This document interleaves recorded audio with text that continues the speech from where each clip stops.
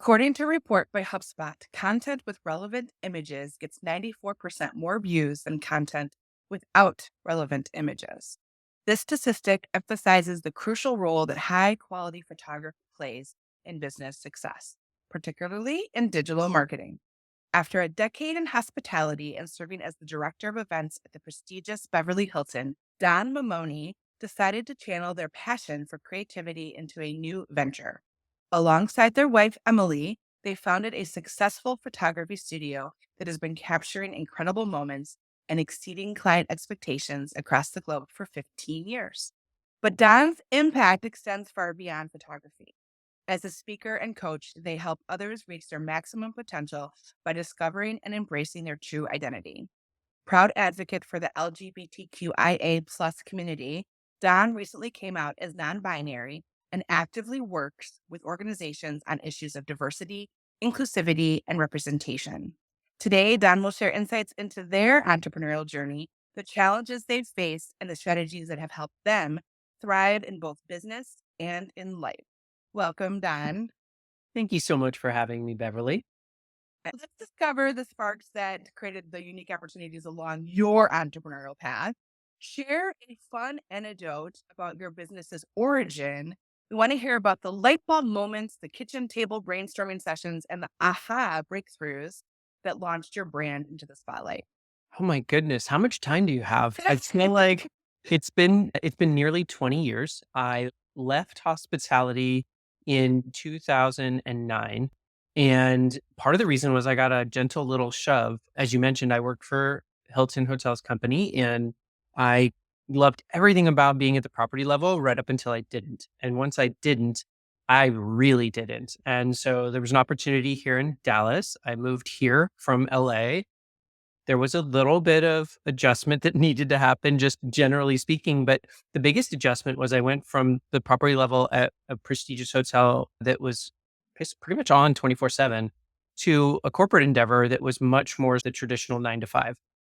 And what happened was I came around my little cubicle and I loved the job. It was a subject matter expert project where I got to basically talk to software developers and different technical people about how it actually works at the property level. There's nothing worse than a company saying, we're going to do this thing, and they don't have anybody on the team that does it for a living. And so they brought us here to do that. And I came around my little cubicle and I had a question, and it was like 5:02, and the entire place was a ghost town. And I was like, wait a minute.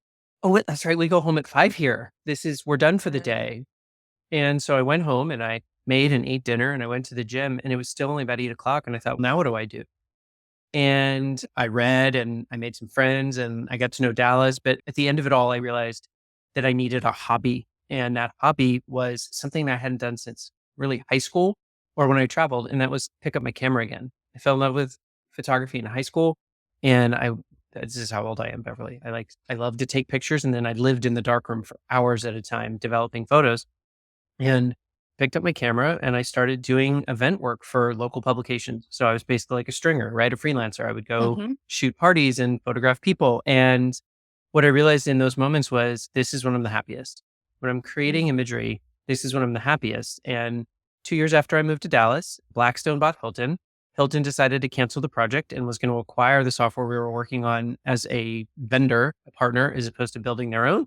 And they said, we'll be happy to find you another hotel somewhere. And I said, nah, I've seen how the other half lives, and the idea of going back to a hotel and living in a hotel for 80 hours a week doesn't sound appealing anymore. And I looked at my then fiance, soon to be wife, and I said, I either have to go work at a hotel or we need to make a go of this hobby of ours. Cause she was also a photographer and she was Okay. doing photography in her own right. And I say we just tighten our belts, pull ourselves up, let's go. And that was in 2009 and we never looked back.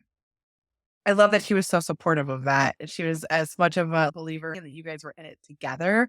I think making that leap together is a lot easier when you're on your own. So Yeah. that's lovely that She you have that kind of relationship with her. Yeah, she's a lifelong entrepreneur. She has owned a number of different companies. And it was funny because I took comfort in the security and stability, although there is no such thing as true job security, right? Anybody can be Mhm. laid off at any time. But I worked for a company for 10 years. And before that, I worked when I was in college. And before that, I worked when I was in high school, and I always got a paycheck. And I remember I got the phone call. She was rubbing my back like a supportive spouse would. And I said, I've never been, quote, let go or on the verge of being let go. I always just moved to a different project or a different hotel. I said, I don't know what to do with this. And she's, you should give it a shot. I've been doing this my whole life. And I think that you're capable. I think we'll do a great job together. I said, yeah, but, but you don't get a paycheck. How does that work? And she's, you just have faith. You have faith that you build a business, the business will come. And it was really petrifying, but there was a clarifying moment, Beverly, not that long later. I'm a go get 'em kind of person. Like I will hunt and I will do these things. And what I realized suddenly was, wait a minute, there's no base, which was the fear. I don't get a paycheck every 2 weeks. There's no Mhm. base, but there's also no ceiling. No. And that was where there was a shift for me. I was like, wait a minute. So I get to go hunt and I get to eat whatever I kill. I get to make Mhm. as much and create as much. And the flexibility was something that was just, you had the fact that we got to go out and fight for what we earned. And the fact that I got to make my own schedule as opposed to being, I don't know, handcuffed to a hotel. Mhm. Yeah. It changed the world for me. All the things that entrepreneurs like love, Hmm. right? The flexibility, the idea that you get to build whatever it is. You get to build it. That's the part Hmm. that makes us, I think, excited inside, but also you're like always said petrified at the same time. Yeah, Very much a dichotomy of emotions that we have to live through. And it's not over once you start the business. It's continually to have, you have to swallow that fear on a pretty regular basis of outside your comfort zone as you grow and develop. And there's always the pushing forward, I feel, as an entrepreneur. So, yes, real feelings for sure. 100%. So, describe the most unexpected plot twist your business has faced and how did it change the course of your journey? The unexpected plot twist, I would say, from a photography perspective, there's a couple, and they're going to lead into one another. So I'll just sprinkle it like you would on an ice cream sundae. Maybe this is the topping. Emily and I were both independently operating. So I was doing events. I had just started doing some weddings. I got pulled into it by somebody that I knew that was a wedding photographer mentoring me, but also I had friends that were getting engaged. They were like, "We want you to do it." I'm like, "I don't really do weddings." They're like, "No, we want you." And that is an important thing when you're working on a wedding day. Loving your photographer is huge. We used to tell people that we're going to spend more time with you than you are the person you're marrying. So you should make sure you love your photographer. And so that's the direction I was headed. Emily was doing more commercial and fashion and lifestyle. After a few years, we realized it's just silly to be running two brands. That doesn't make sense. And we were married at that point. And I remember the idea of why don't we take our two businesses and become one? We decided to rebrand. And so after having gotten married, put the Mamones up on the whiteboard at our networking events. And during those networking events, when we walked in, because my wife and I usually went networking together, they were like, "Oh, the Mamones are here." Not because that was the name of our brand, but that's how people identified us because we were now in business together and married. Mhm. And my wife took Mhm. my last name of her own accord. And so that's how we named our business. And what we decided in that moment was that we were going to rebrand. And so we through networking and relationship forming, we threw a party May of 2012. That was Oh, the so it's party. like the anniversary right now. Yes, we are celebrating our 12th anniversary as this brand. We literally rented out the top floor of the Stoneleigh Hotel in Dallas. It had um, a room that was very social. It looked very soft, like a wedding. There was a big boardroom and there was a guest room. And so, in a fit of brainstorming and branding over brunch, my wife and I came up with the idea that at that time we were going to photograph everything from the ballroom to the boardroom to the bedroom because she was doing a lot of fine art intimates for our brides. And so, this conception of a new brand was born, and we rode that wave for 5 or 6 years. And we loved everything about it right up until we didn't. And I think you're going to notice a pattern, right? I loved everything about hotels right up until I didn't. And we loved everything about this brand right up until we didn't. And what we started to notice was we didn't enjoy the weddings as much as we used to. Multiple interviews with brides, they're interviewing multiple photographers, they're asking questions, and it's a very emotional process for them. Mm. It just started to wear on me. And what I acknowledged was that's not fair for anybody. And I think that a lot of people, and no shame, no judgment, just stay there because that's what they do. And I said to Emily, I'm Comfortable.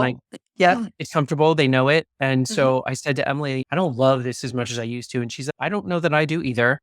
And so what happened was I said, I'm going to push us more towards corporate and nonprofit and big events and conferences. And what we started to do, we started to market to that. And we started visiting hotels that did that. And we started reaching out to planners that did that. And a very interesting thing happened, right? We started to shift our market. And we were like 90% weddings and 10% other stuff. And then we were 80% weddings and then we were 70% weddings. And I Awesome. remember we had this opportunity at a local hotel to do headshots, large headshot opportunity for a big company. There's nothing sexy about it.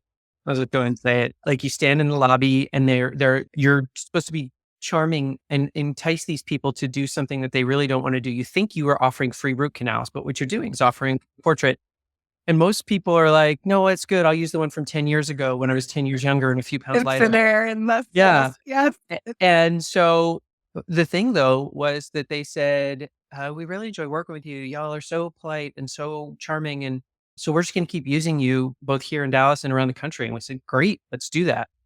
And there was a phone call that came in and I remember sitting down and it was the planner for those events. And they said, our client in Dallas has loved working with you so much.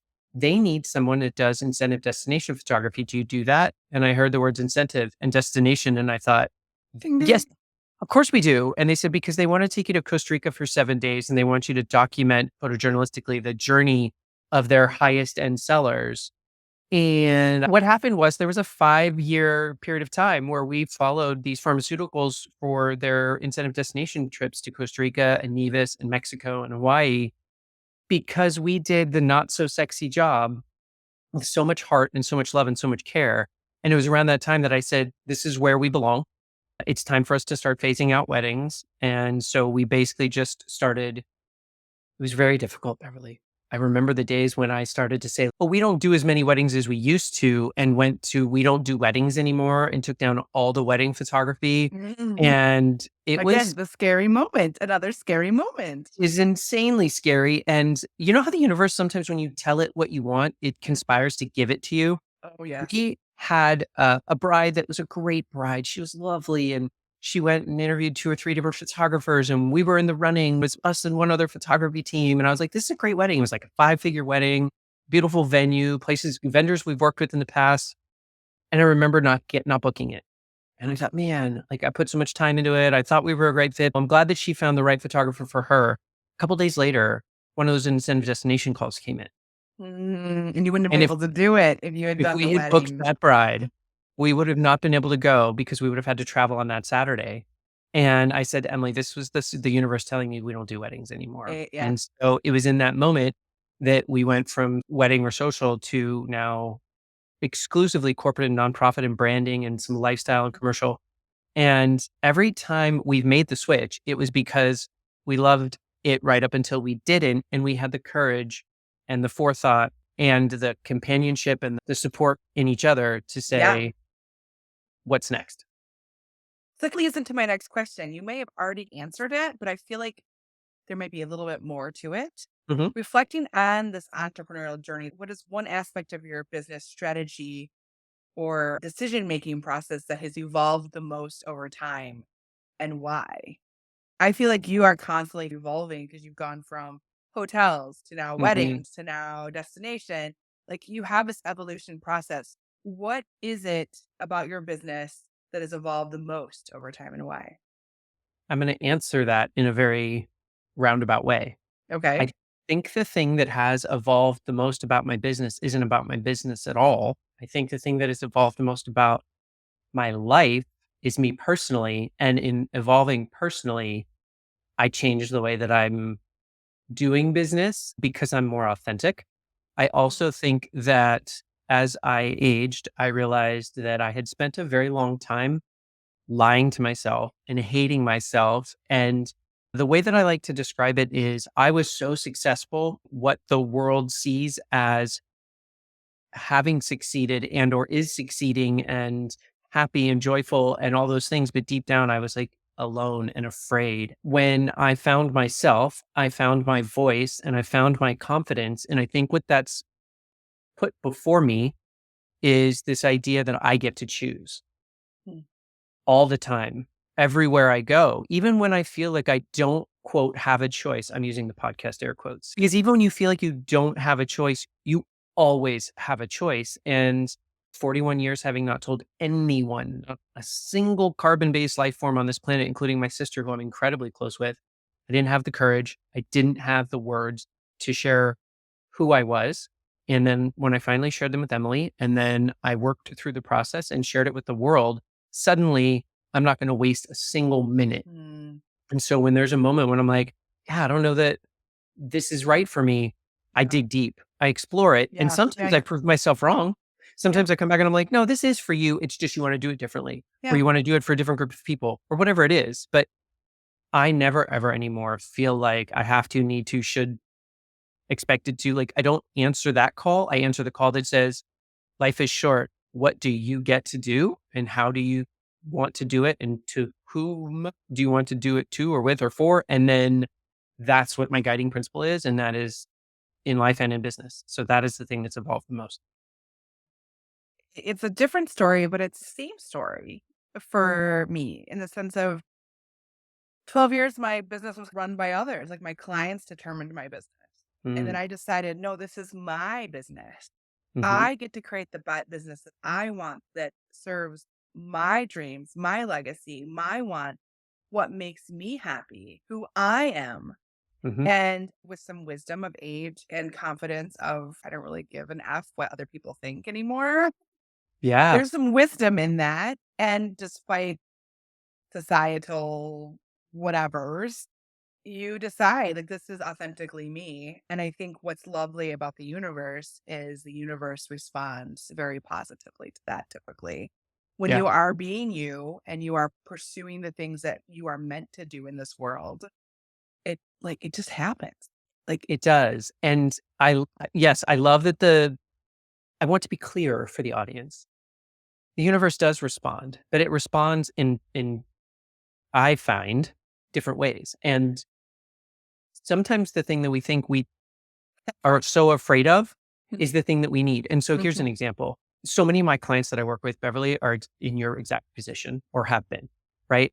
Like, I woke up this morning and I feel like I don't have the business I've wanted. I have a business that's successful. I have a business that makes money, but I'm not running the business that I want to be running. And so when we start to go back through it, I was working with someone who was a speaker as a side hustle, right? She's immensely successful in the events and wedding space and has built a business with her sister and made copious amounts of money. And when she started to speak, she just fell flat. Not that she wasn't successful. She reached out to me. She's like, I don't feel it and I want to feel it. And when we worked together, basically the crux of it was, why are you speaking on the things you're speaking on? Like, why are you talking about these things? And she literally said, I think that's what everybody expects from me. And I said, what if we went through an exercise and Mhm. you just did and gave people everything they didn't expect? And you just listened and talked about what you want to talk about. And that was literally the lynch that changed everything. She redrafted her entire thing. And now suddenly, not only is she more popular and more successful, she's happier, more content. She feels like she's making a way bigger impact in this space than she would have in the other. And so to come back full circle, when you say the universe responds, it's either that or people have no need or want for you anymore. And that's one of the things people fear, a lack of belonging and acceptance. And they worry about what others' opinions of them are. Mhm. And I say, listen, here's the deal. When you're a bright, shining light, one of two things happen. People draw close and they're like, I want to bask in the warmth and the glory of this Or light.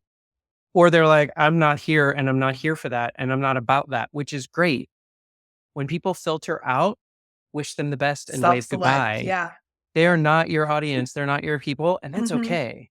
Mhm. And authenticity oftentimes leads to building a business and a life that you can't wait to get out of bed to live every. Yes. Mhm. I was up at 3 o'clock this morning because I was excited about all the things I had to do today. Yes, exactly.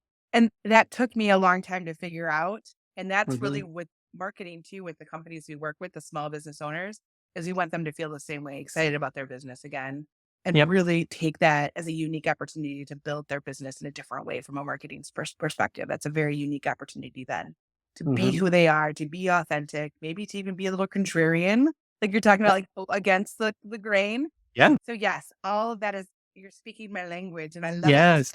So we always talk about the why and the mission and the vision and the legacy and what you really want and doing that work, becoming so clear on who you are Yeah. That is everything.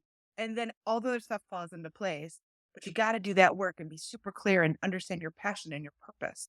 And Yes. then it all just comes together. So, yes.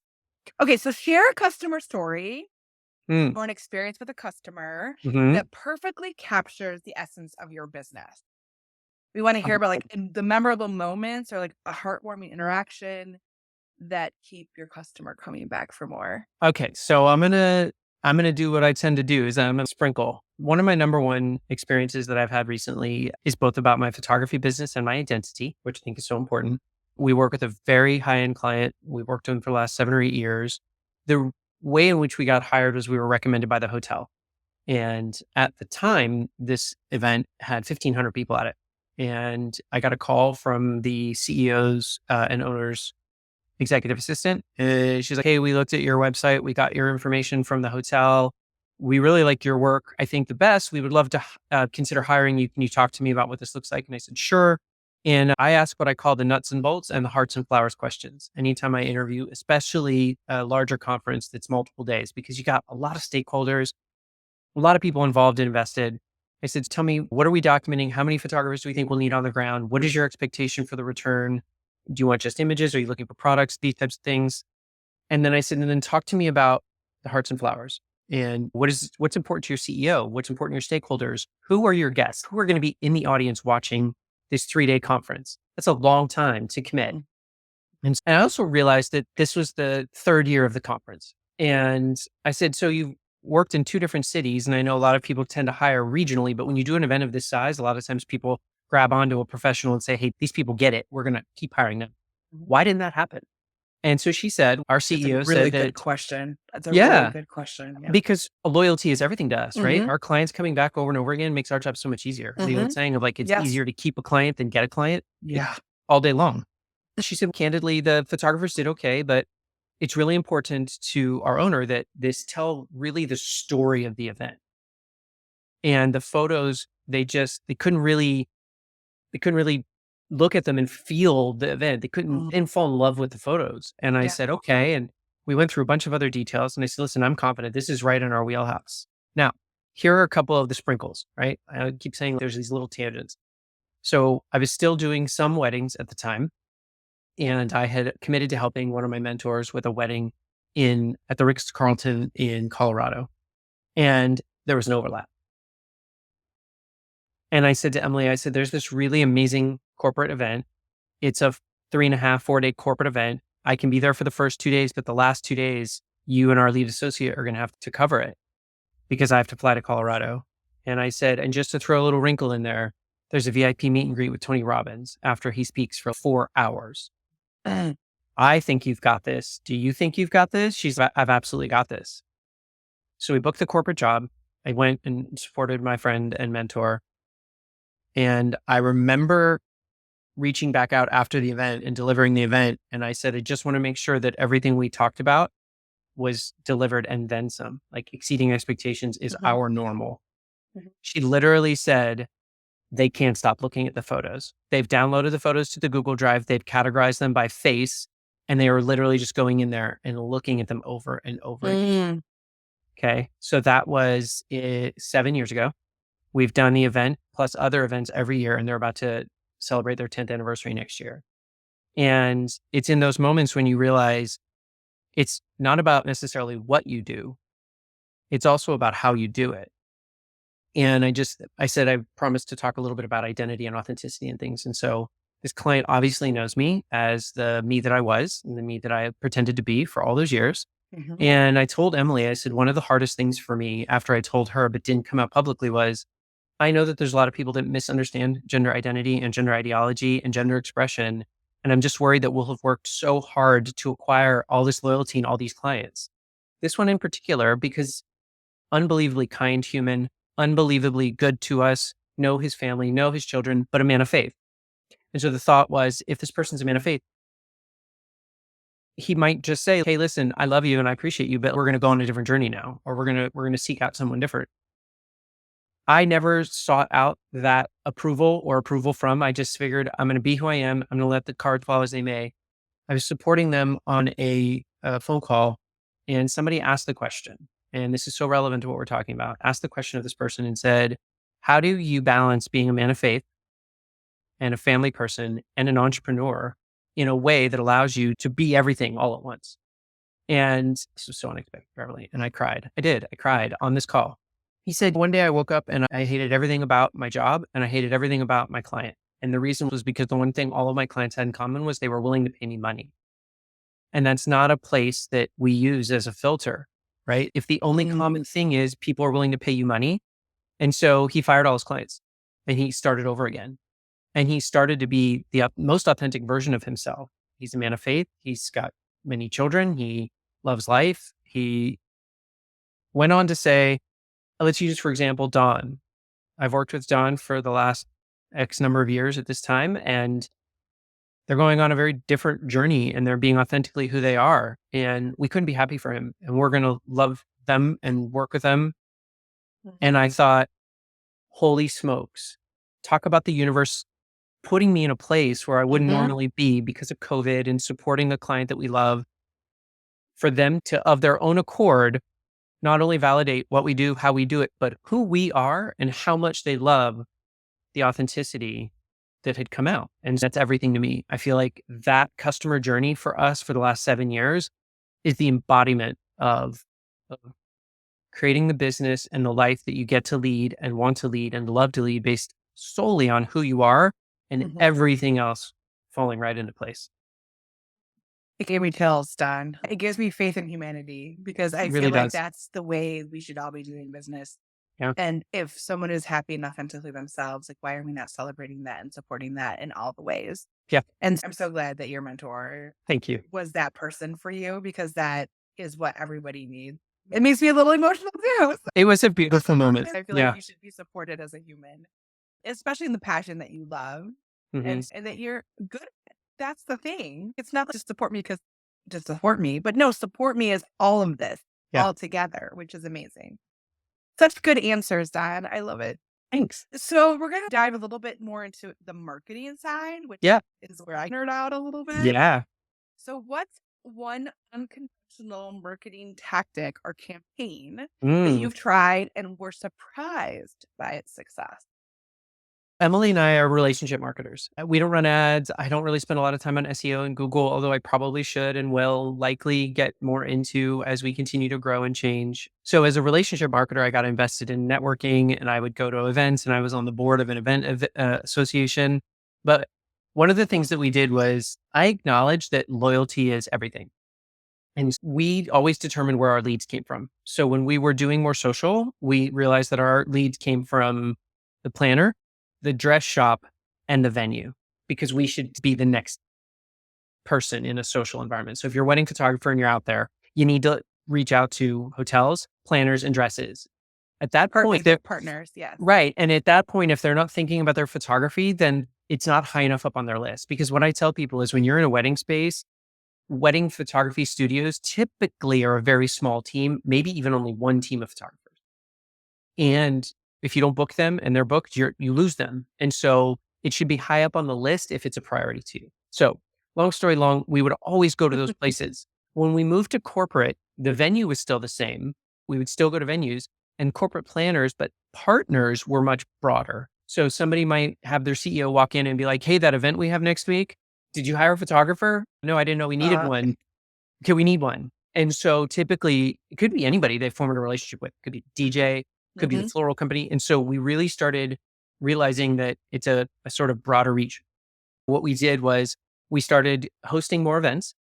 We opened a brick and mortar studio to meet with brides and grooms. And so what we started doing was you started hosting happy hours. We called them headshot happy hours. And what would happen was people would come, they would get a complimentary headshot if they brought a new unwrapped toy for a local charity called the Birthday Party Project. What we ended up doing was meeting a bunch of people, getting a ton of publicity, and doing a really good thing for the world around us. Love it. And that worked out really well. The one, though, that I think was really fun, Emily and I decided like we need to go out into the world and we need to find our most loyal clients and referrers. And we need to make an impact. Something that they will never expect. And so it was around September going into October, fall. It's our favorite season. And I said, what if we did a rock and roll themed like gift delivery. She's okay, I'm with you. And I said, we'll do it around Halloween. And we did the Our Clients Rock marketing campaign. I like that. We dressed up like rock stars. We had on torn jeans and wigs and the tattoo sleeves and makeup. And we had a basket that we delivered to everybody with a handwritten note, thanking them for whatever it was that they were providing us. For some people, it's thank you for all the referrals. For other people, it's thank you for all the business. Yeah. And inside that box was everything related to rock. We made pet rocks, little googly eyes. We did skinny pop. We did pop rocks. Yeah. We did ring pops. And so each of the little gift baskets cost like $8 all told. Plus we ordered the cards and then we did the deliveries and we made sort of a fun marketing campaign out of it to say, hey, when we come, we want to take photos with you. And Yes. we made appointments. Nobody likes the drop in. Right. So I compartmentalized. I think we did 25 or 30 of them for our highest net worth people.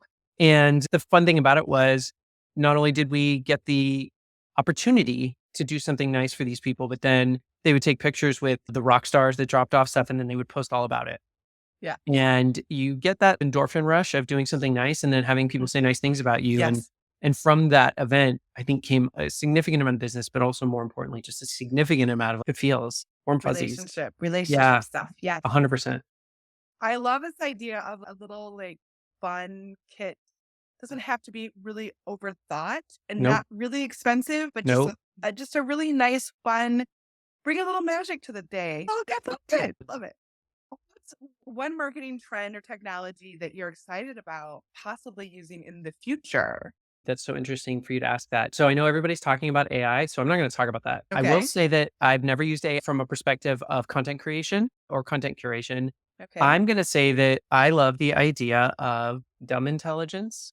Totally contrarian. I love it. Yeah, I always feel like there's the pendulum swing, and I'll share a little something about myself. I am a vinyl record listener. I love vinyl records. I've had some vinyl records from when I was a kid. I've procured some. I've gotten some as gifts. I'm always looking for original presses. I try not to buy remanufactured vinyl. So like my brother-in-law found an original Frank Sinatra Live at the Sands at an estate sale for $5. I was like, buy it right now. And so people have asked me, they're like, okay, Don, what's the deal? Does it just make you feel fancy to have vinyl? You're like on the trend. And I said, no, here's the deal. For me, it's not even the audio. Okay. There are some people out there that are audiophiles that have tens of thousands of dollars worth of stereo equipment. And they're like, I hear the dynamic range and the this and that. I will say that I think the audio is better. I think you can hear the highs and the lows better. So there is more dynamic range, but that's not what it's about for me. Here's what it's about for me. My daughter is 7.5 years old, Beverly, and we have a record player in our dining room.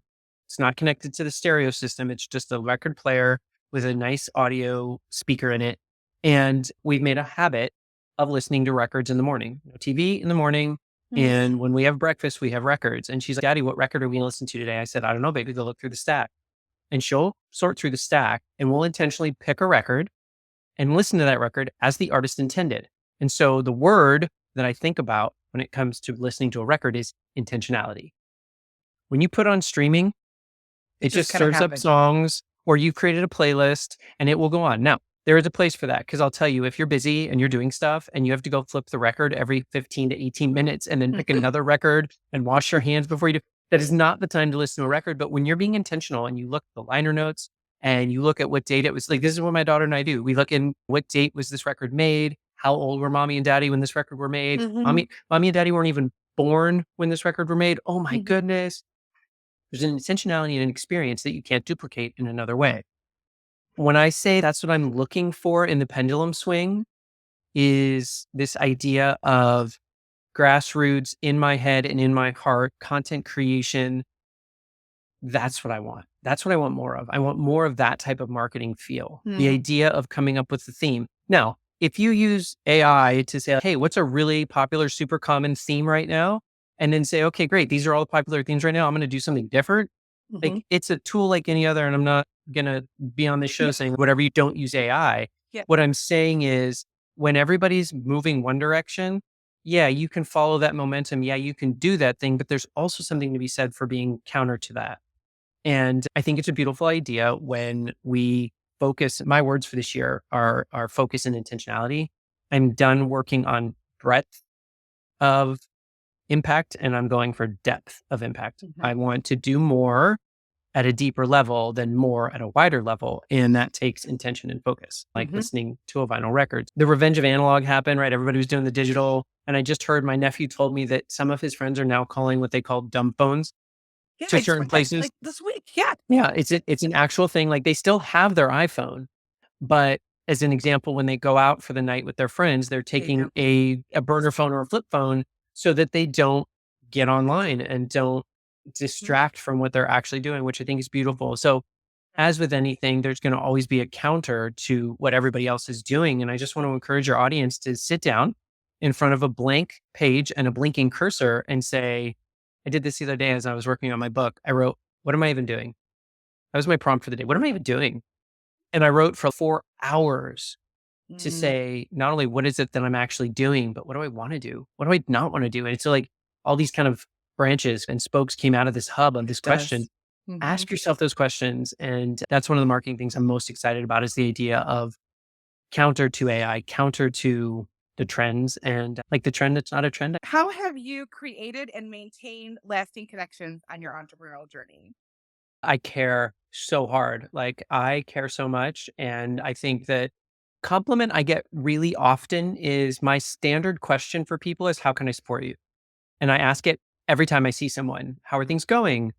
How can I support you? And they're like, oh my God, what a great question. And I think Mhm. that it's a way in which we get to look at one another and realize that we're all in this together.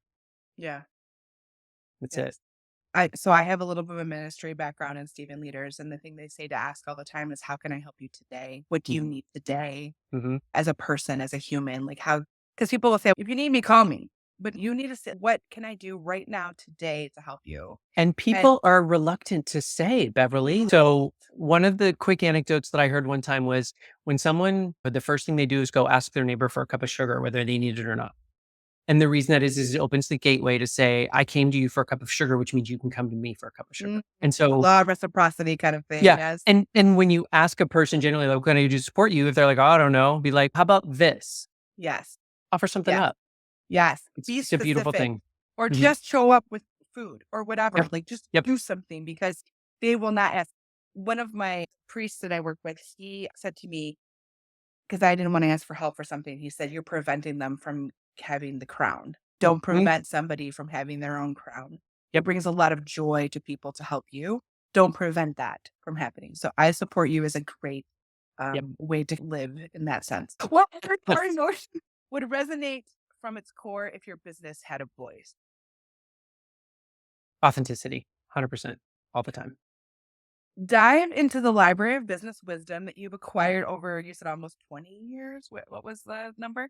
And I've been in the business, but yeah, entrepreneurially 20 years. Okay, so which book, podcast, or entrepreneur has left the most indelible mark on your journey? That's impossible for me to answer, and I was thinking about it based on your wonderful process of being a guest on your show. Let me just take a minute to highlight that, like, Thank such a you. wonderful process. I was looking at some of your pre-show notes, and there are so many. I will say that a lesser known, I think, in wider audiences, most recently, there are 2. One is a PhD psychologist by the name of Dr. Benjamin Hardy. I met him at an event. I read his books. I participated in one of his masterminds, and his concepts about being your future self and how you work your way into impossible goals for the you that you are now to become the you that you get to be broke my brain in all the best Yeah, ways. I'm writing it down because it's so It's powerful. it's really genuinely powerful, and he's a accomplished human, very kind. I've interacted with him personally and professionally, and I can't recommend it. He's written 5 books. He's about to release a new one called Rapid Transformation. Buy his books, watch his YouTube channel, soak up some of his stuff. In direct and polar opposition to that, I've read an author by the name of Michael A. Singer, and he's written 2 books. One is called The Surrender Experiment, and the other, you read that? And the other is The Untethered Soul, Okay. I have both both of of them. which are like Eastern ideological. Hmm. It's about mindfulness and consciousness. And I said to my beautiful, talented, creative, and unconditionally supportive wife at one point, I'm just struggling because these two books are essentially polar opposites. Hmm. One is basically saying, here's how you Goals. architect your future. And this one is literally, one of his books is called The Surrender Yeah. Experiment. And it says, if you're too focused on what you know you need and know you want, you leave no room for the universe to give you something that you could have never expected. Or to And, s- enjoy the moment. In that moment, you are learning and growing and like, yes, yes. and so I'm literally in the midst of navigating that and figuring out like how to take from both to fill up my own bucket. And it's been a beautiful journey. And so I'd highly recommend both of those for your Okay. personal and professional life. What's one unconventional tool or app that's become your secret weapon for success? And how does it revolutionize your workflow and your business? Everything I do seems to be unconventional these days. I just say this seems super random, but it's been over the last 4 or 5 weeks, my Kindle. Hmm. As somebody who's I believe in claiming and manifesting, not from the fact that, hey, if I just lay on my couch and wish for a Ferrari, I'm gonna have a Ferrari in my garage. I don't believe in that kind of manifesting. I believe in when we give words power, they're powerful. And you'll know that when I introduce myself now, I oftentimes say that I'm a professional speaker, an identity coach, and an author. Oh, you've written a book. I'm writing a book. I don't Mhm. think you have to have a best-selling published book to be an author. And so I originally had writer. I'm a writer. For me, the differentiation is as an author, I am authoring things that are persistent pieces of content that I think will make the world a better place. When I find that I'm struggling with writing, I've been reading. And what I've found is So powerful. Yes. I So powerful. read differently now that I identify as an author. Yes. And so for me, the Kindle has been a way of voraciously devouring content, very strategic content. Now, I'm not just saying I pick up some kind of trashy novel, not that there's anything wrong with a good beach read, but what I'm saying is I read the book Mad Honey recently by Jodi Picoult and Jennifer Lynn Boyle, which was about gender, is a subplot, right? And oh my God, I cried, I laughed, I got angry, I got validated. Every emotion you could possibly imagine. But what I realize is as I read, I'm like, huh, I love the sequence of that writing. I love the way in which that was written. And ironically, by consuming, I believe that I'm going to be able to create better and different. And so I guess what I want your audience to know is sometimes it's important to consume strategically so that you can create Mm. authentically, right? And I think people would think, oh, you're just reading. So what? You're just taking time off? No, like in the middle of the day, if I read for 2 hours, that in that moment is me working Mhm.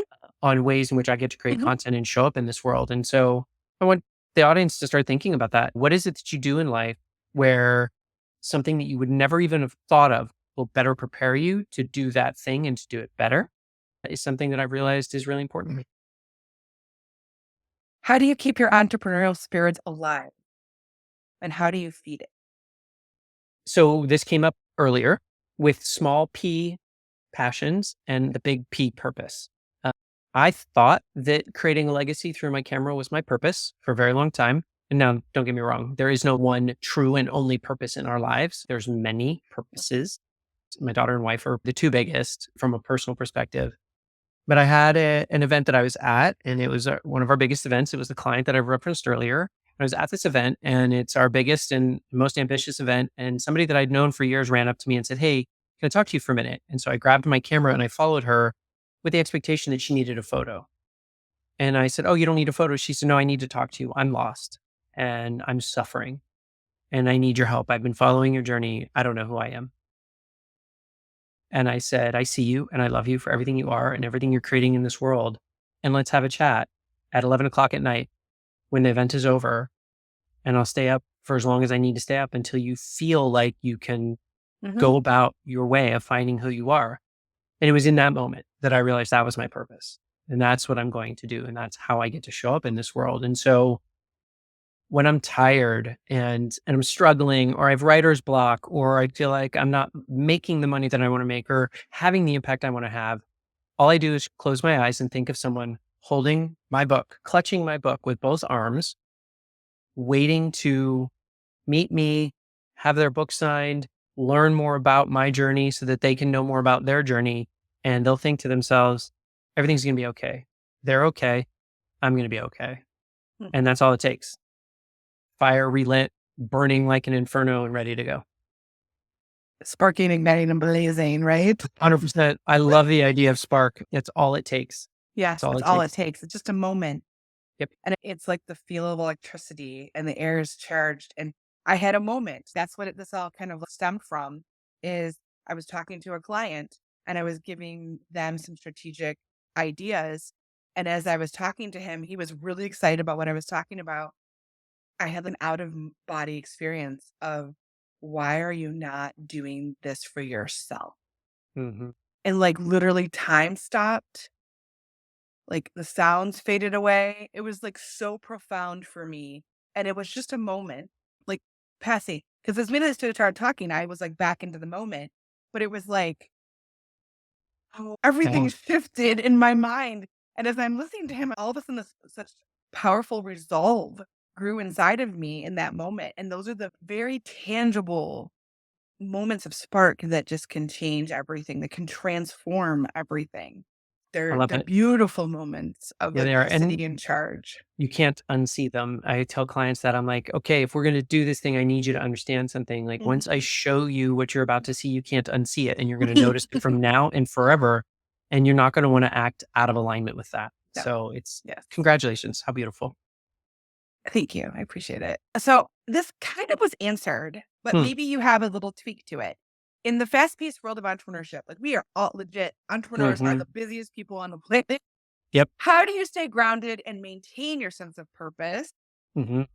and clarity amidst all the chaos and uncertainty that is the world that we live in right now? Here's a great question. I'm going to say that it's my daughter. Right? It's funny because I say that I never knew how much I would appreciate entrepreneurship up until the day she was born, because there was so many things I loved about being an entrepreneur. But the thing that I love the most now is how much time I get to spend not around her, but with her. And that she's 7.5 now. And in double the amount of time, she's going to be 15. Right. So I look back on her life and it feels like a blink of an Oh, eye yes. and she's going to be 15. And I think I have squeezed every last drop of time and attention and focus with Mhm. her. And that's not something I can ever get back again if I had missed it. And so that's one of the things that I'm the most proud of. And ironically, and we didn't get too much into this, but the reason I came out 7 years married and 9 months having had a child with my wife was the strongest reason was her. I refuse to live in a world where I taught my daughter by example that it's okay to hide who you Mm. are, period. And Mhm. so she is everything to me. And the person that she's becoming because I'm my authentic self Mhm. makes me so incredibly proud. And so she's the nexus of it all. If your business prowl the animal kingdom, which creature would it embody and why? This is funny. You know what? I've thought of Zootopia right away because I have a 7.5-year-old. What? And Great song, by the way. The music in that is so good. so good. So here's the deal. Mine would have to be a mystical creature. Like I have a unicorn behind me too over there that my daughter painted for me. Be I would say that, but I'm gonna give you a slightly more complicated answer. It would be one of the predators from Zootopia because you can't be prey and be an entrepreneur solely. Mm, You can't be like, but I'm not a predator. Like I believe in collaboration over competition. There's plenty of business for everybody. mhm, I'm not a shark. I'm not going to hunt. I'm not going to take business from other people, but you got to hunt. You have to be willing to get out there and fight for what's yours and to cleave to those clients and be like, this is my client. I'm going to serve this mhm, client. mhm. And I would be any one of those wonderful, beautiful creatures that is willing to hunt and to fight, but not at the expense of someone else.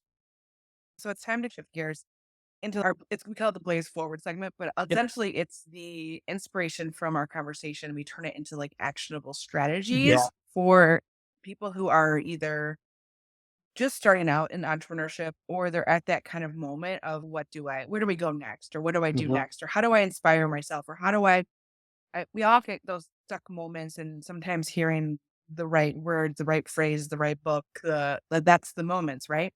Yep. So looking back on the journey you've been on, Hmm. What pivotal piece of advice do you wish you had received earlier in your career? How might this insight have saved you some time, resources, Mm. or headaches along the way? Obviously, there is an undeniable connection between who I am and what I do. Mm, That's the first thing I would tell people is you are not your job. You are not your career. You are not your company. You are not your business. They may be irrevocably tied together, never to be separated, but they are two different things. So that's number one. Number two, we live in a world where we walk a tightrope over lava infested with crocodiles, with jagged spikes and rocks. We walk this tightrope between enough and too much. mm, And I want to hold up a mirror. I can't give people this permission slip. So if you're in the audience and you're listening to my voice right now, this is not me giving you something. This is me holding up a mirror for you to see something. And that is that just existing on this planet, putting one foot in front of the other and breathing air, you are enough. And you get to be exactly that. And the idea that you're too much or not enough to other people tells you more about them than it does about you. mhm. And you get to be exactly who you are everywhere you go with whomever you're with. That gets to be your fuel. And I said this to my wife earlier. I said, I need more fuel. And she said, what do you mean? And I said, as we started the new year, I started talking about depth and focus and intention and writing a book. I'm 40,000 words in. So I'm maybe like halfway there ish. And as I start to like lag or the momentum isn't there, I'm like, I need more fuel. And she's like, what for? And I had this epiphany. I need fuel to move forward. I need fuel to push me. I need fuel to pour it on the stuff that doesn't serve me and burn it to the ground. It was this Yes. moment where I felt like I get to do exactly what I'm designed to do, how I'm designed to do it. The piece of advice I would give people in my handy little way of saying it is your brand, your unique brand is an extension of your authentic identity, Mhm. and your marketing, your creative, beautiful marketing is an extension of your voice. And anytime you're like, I'm not allowed to share this part of me, or, oh, people won't like this part of me, you do yourself and your potential client a disservice. It's 100% tied together in a way you get to be that person so that you can create that brand, so that you can serve that client. And the only way to reach them is with your loud, unapologetic voice and marketing. It goes full circle to what you said in the beginning about how people who are not there for that are self-selecting themselves out of your orbit, and that's Yep. perfectly okay. That's actually the best thing that could happen because 100%. you're not spending any extra energy or anything on a person who doesn't deserve to be in your orbit. Yes, yes, and yes. And we talk a lot about in marketing, if you're in that space, and even I think with photography, we often will say, "What is your niche or who are you serving?" Understand you can't it's just like finding a mate. You can't find a mate unless you know who you are. Yep. Like, you have to know who you are before you know who your niche is and who you serve and why you serve and how you serve Yep. to really do a good job. I will say that this process isn't always easy, and I'm on this process, and I'm sure that it's an evolution because I don't think you're ever done once you're on it. Like, you might even get a little comfortable, then push again and get a little comfortable and push again. But I just did a video where I talked about how I'm very camera shy, Mm. but I've been doing video and I said, I'm not perfect. And this is who I am. These are my thoughts. These are my feelings. This is exactly it.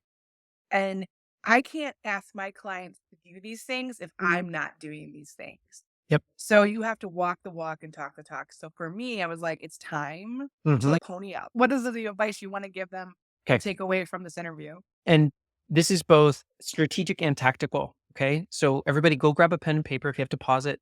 Do it now. People talk about fear a lot. They talk about imposter syndrome. They talk about an inability. It is what it is. Fear is a good thing. Hmm. Fear means you're pushing yourself past your comfort zone. And anytime you do something that you're not really good at, that you've done a million times, you're going to be afraid or you're going to feel like you don't belong there. Say hi to it, welcome it, sit it down next to you and bring it along for the ride. The one thing that I want you all to get rid of is fragility. It's the other F word. Mm, When we live in a fragile space and we think, am I allowed to do that? Am I supposed to do that? Is it okay? Did I do that? Will this client like this? Will this person like this? If you're acting in alignment with your core values and your identity, then what other people think doesn't matter Mhm. ever. Mm. And so when you get rid of the fragility, are you ready for the last F word? It's not the F word. Promise. I promise to keep it clean. Okay. The last F word, which is the end all be all holy grail of what we've talked about for the last hour, is freedom. Mm. What you're going to find is you get to do anything you want, whenever you want, wherever you are, and you'll never worry about whether it's, quote, right or not. As you can imagine, I don't live in a binary world. Shocking, I know, but I don't believe in either or. I believe in both. And so when you're getting ready to make a choice, there is no right and wrong choice. There's the choice that's in alignment with who you are and what you do or not. There's the one that's best for your business or it might not be. Like there are shades of gray for your decision making, but the number one thing you're going to find is if you're sure of who you are and you own your identity and who you are, then anything that you do, you're going to feel free and comfortable to do. You can raise your price, you can lower your price. You can market here, you can market there. There's no thought, there's no fragility of walking around on eggshells and wondering and wishing and hoping. You're just going to act bold and confident in alignment with who you are and how you get to show up. Freedom is everything. The emails I write, the marketing copy I write, the way in which I approach clients. I literally said to somebody, "Oh, we don't know," and blah, blah, blah. I know them well enough to have this snarky attitude. I'm like, that's okay. Not everybody's ready for the best. But when you are, we will serve you and exceed your every expectation. That's snarky and sarcastic, and that's me. That's who I am. And so there was never a part of me that was like, am I allowed to write this? Of course I am. That's who I am. And Mm. that's how I get to show up. And you get to do the same. So erase fragility, embrace freedom, and your whole life and your whole business will change. And I think along the same way, I think the thing that I've learned is there are moments where you have the fear. The thing that I have feared, honestly, any step in my career, my whatever, has been very scary, but also the most rewarding choices I have made in my career. So the scariest is also the most rewarding at the end of Hmm. the day. As long as I'm evolving along that continuum that is me, whatever that looks like, those moments will continue to happen. It never really stops. Hmm. Thank goodness my parents didn't give me the fragility thing. There's moments where I'm a little bit unsure, like the video thing, I'm like figuring it out and all the things. Yeah. But it's always been do it, try it, do the best you can, get better at it. Yep. The iterative process, don't worry about it. It's fine. And I work with so many clients who won't even take the step because they're Yeah. so worried of failing. They haven't even tried it. They're worried about failing. You don't fail until you actually try. This idea of fear minus fragility equals freedom is very powerful. And all the things that we align with how we approach our customers, our clients as well. A little bit different verbiage, but Yeah. very similar in the sense of you have to know yourself and you Yep. have to be able to try to, if you want to grow, you have to grow. There's plenty of things, Beverly, I don't really necessarily like about myself, that I'm constantly evolving and changing and growing. I love myself unconditionally, which means that I get to love those things too. Whether I like them that much or not, maybe not. Then I get to look at that and notice that and think about ways in which I can change that. But if I can love you unconditionally without capacity, then you get to do the same and it changes so much. Oh gosh, it's been so great, Don, having you on the show. And I have Thank you. really, truly enjoyed our conversation. This is why I love what I do. Meeting people. I've had so many fascinating conversations. Everyone's journey is so unique. I am grateful for this opportunity to have the show and have guests like you on it. Thank you so much. What are the ways that people can find out more about what you do and your Yeah. projects and this upcoming book you're working on? Tell us all the things. I am somewhat ubiquitous online under my name, which is Don Mamone, right? And you can put that in the show notes. I have a website, donmamone.com. I'm very active on Instagram and LinkedIn and a variety of other social media sites. I inspire people through the written and spoken word. And so my zone of genius and my happiest place is on a stage. So if you're listening to this podcast, you're looking for a keynote speaker to inspire and motivate a group of people to be their most authentic selves, I'm your person. If you're looking for someone to help coach you to become that person, then I'm your person. A lot of the work I do is either individual, one-on-one, or small group because people do tend to effuse things that they may not have told other people all the time. And so we do that typically in a very, what I try to create is a very safe, comfortable space for them. But between speaking on stage and inspiring and motivating people individually to become the best, most authentic versions of themselves, to then go on and have, I don't know, the most successful, happiest, most impactful lives. That's my jam. And so people can find me on my website or on social media. My DMs are open. I answer them myself. So Wonderful. Thank you so much, Don. you're welcome.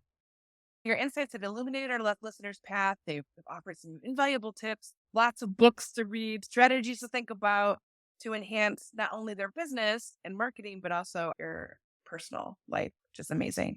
So, to our listeners, I hope you find this episode as enlightening as I did. And remember to implement these insights into your small business and into your life. And don't hesitate, like Don said, to reach out if you have any questions or need further assistance or help. So, stay tuned for more inspiring conversations and actionable tips to ignite your marketing journey on the future episodes of Sparkling Ignite Your Marketing podcast. And until next time, keep sparking and igniting.